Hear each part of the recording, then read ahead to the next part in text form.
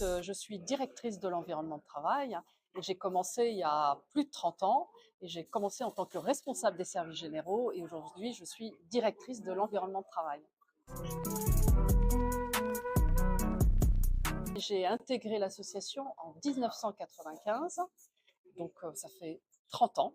Ma motivation, c'est plutôt, on est venu me chercher pour me dire, il ne faut pas que tu restes toute seule dans ton entreprise et qu'il serait bien que tu puisses rencontrer d'autres responsables des services généraux qui font le même métier que toi.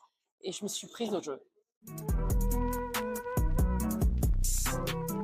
J'ai intégré donc l'association en 95 en tant que simple adhérente. Et en 99, j'ai intégré le comité directeur.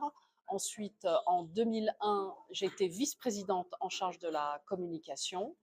Et en 2006, secrétaire générale, avant de devenir présidente de l'association de 2020 à 2023.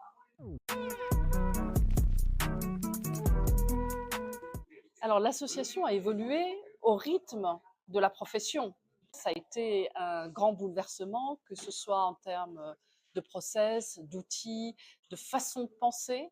Moi, pour moi, ça a été 30 ans de rapidité de l'évolution. J'ai le sentiment que je ne fais pas le même métier aujourd'hui que celui que je faisais en 92, puisque j'ai commencé la profession en 92.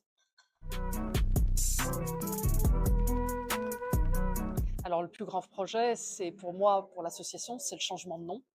C'était pas gagné. On a mis près de 2 ans à justement à convaincre pour ce changement de nom, puisque l'ARSEG était une marque très très forte, mais elle ne correspondait plus du tout à ce que représentait l'association, puisque c'était Association des responsables des services généraux et il fallait qu'on passe à l'environnement de travail. Donc c'est inspirer et développer les environnements de travail. Quand il y a eu cette élection, l'Assemblée générale extraordinaire le 21 novembre 2022, ça a été voté à l'unanimité. Donc pour moi, c'est une grande fierté et encore, je tiens quand même à le dire, c'est une fierté collective.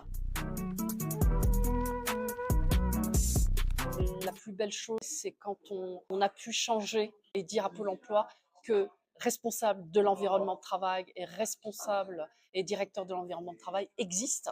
En fait, en 2014, après avoir négocié mon départ de l'entreprise DDB, je me suis retrouvée en recherche d'emploi et quand je me suis présentée à Pôle emploi, on m'a demandé de m'inscrire sur responsable logistique. Et j'ai dit, mais je ne suis ni responsable ni logistique. Et je leur ai dit, moi, je suis directrice de l'environnement de travail. Il est impossible que je puisse m'inscrire. On m'a indiqué que c'était la seule façon de m'inscrire, mais en m'inscrivant, je ne pouvais pas retrouver du travail comme tous mes confrères, c'était impossible. Et donc, suite à ça, j'en ai parlé au COMEX et j'ai pris contact avec Pôle emploi pour justement faire ces modifications d'intitulé. Ça a été un long chemin, mais on a réussi au bout de 18 mois à obtenir le changement de ces intitulés de responsable de l'environnement de travail et de directeur de l'environnement de travail. Alors, les 50 ans, ça a été très rapide. Moi, déjà, quand je suis arrivée en 95, donc c'était déjà 20 ans, et déjà, c'était une association déjà structurée. Cette association a très bien évolué grâce à ses bénévoles, grâce à ses permanents, grâce à ses membres actifs, grâce à ses membres associés. Et c'est pour ça qu'on a réussi à en faire une association dynamique, moderne, dans l'air du temps, ouverte vers les autres. J'en suis très très fière de cette association. Voilà, j'aimerais bien que maintenant on s'ouvre un peu plus vers l'international. Ça, c'est mon vœu le plus cher. Et puis qu'on aille un petit peu plus loin, avoir un code ROM de l'environnement de travail ou des environnements de travail, puisqu'aujourd'hui, il ne faut pas qu'on oublie que directeurs et responsables de l'environnement de travail font partie du code ROM administratif et financier.